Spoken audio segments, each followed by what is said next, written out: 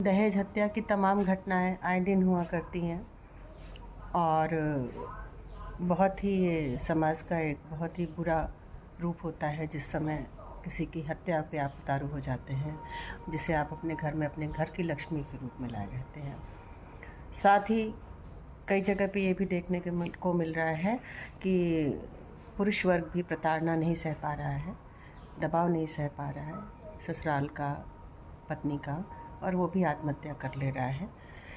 दोनों ही तरह की चीज़ें चल रही हैं। पर दिशा का जो केस अभी मध्य प्रदेश से आ रहा है, वो जो अडामेंट है उनके परिवार वाले कि नहीं, हमें सेकंड उसका पोस्टमार्टम चाहिए, क्योंकि आरोप ये है कि उनकी सास जो है वो न्यायिक अधिकारी रही हैं, डिस्ट्रिक्ट जज रही हैं पहले, तो उनका बहुत इन्फ्लुएंस है और उन्होंने बहुत इस पर प्रभाव भी इस इन्फ्लुएंस का पड़ा है और उस हिसाब से एब्सकॉन्डिंग भी था पति। सब कुछ देखते हुए लगता है, पहली बात तो ये है कि जो चैट्स आ रही हैं, जो बातें हुई हैं, उनसे ये लगता है कि दिशा का परिवार जो था वो पूरी तरह से चाहता था कि बच्ची जो है, वो लड़की जो है वो अपने घर में, हालांकि वो बच्ची नहीं थी, वो 30-32 साल की महिला थी, और वो अपने घर में कोप करें, अपने घर में इन परिस्थितियों से शादी को बचाने की कोशिश करें और अपने एफर्ट्स डालें। नहीं, कभी कभी परिवार समझ पाता है कि असल में हो क्या रहा है। ये आप जान के भी ये करता है कि ठीक है, सभी के साथ कुछ न कुछ तो ऊंच नीच शादी के बाद होती है। दो तरह के लोग मिलते हैं, दो तरह के परिवार मिलते हैं और विचारों का थोड़ा सा वो रहता है, भेद रहता है, तो चलता है सभी शादियों में शुरुआती दौर में।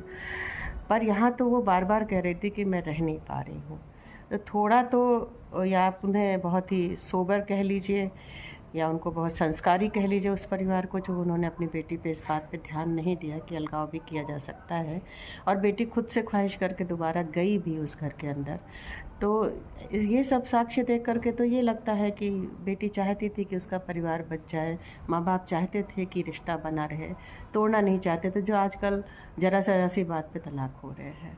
तो बड़ी संवेदनाएं है इस स्थिति में। लेकिन अब कब माँ बाप अलर्ट हो, ये भी एक बड़ी बात है।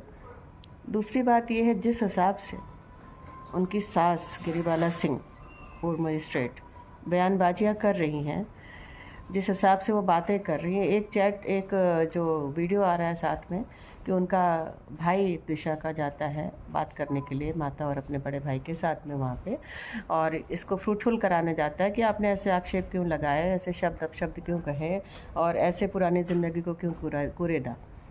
तो उस जगह में भी ये लगता है कि हर आदमी गिरिबाला सिंह पर ही डट गया है।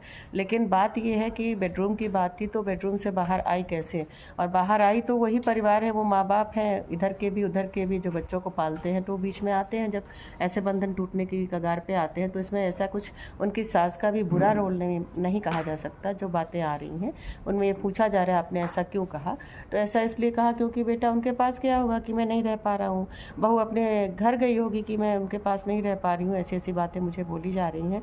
तो उसमें तो परिवार बैठेगा, इसमें बुरा क्या है।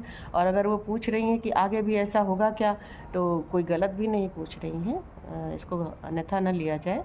तो जो मीडिया ट्रायल चल रहा है, असलियत तो सामने आएगी। मैं किसी भी पक्ष में बोलना नहीं चाहती, लेकिन जो भी कुछ हुआ है वो अगर हो गया है, गुस्से में हो गया है, मारा गया है, या फिर जो है वो लटकी हैं, तो दोनों में लगता ये है कि दोनों तरफ का दोष बराबर का ही है करीब करीब।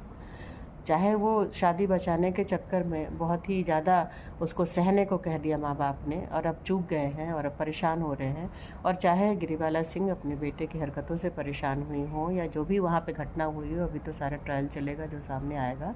किंतु ये बहुत दुखद है और मानवीय भूल भी है इसमें, और एक तरफा भी नहीं बोला जाना चाहिए। कोई भी अपने बेटे को बचाने का प्रयास तो करेगा ही, अगर उसने किया भी है तो बचाने का प्रयास करेगा, वो छोड़ तो नहीं देगा। लेकिन हाँ, जहाँ पे वो बड़े ही अमानवीय ढंग से, बड़े ही स्टिफ शब्दों में बात कर रही हैं, वो समझ में नहीं आ रहा है। उसमें लगता है कि कमी उनकी तरफ से ज़्यादा हुई और इसलिए ये परिस्थिति आई कि बेटी मार दी गई या लटक गई, दोनों ही चीज़ें। मैथिली सिंह, वसुधा फाउंडेशन।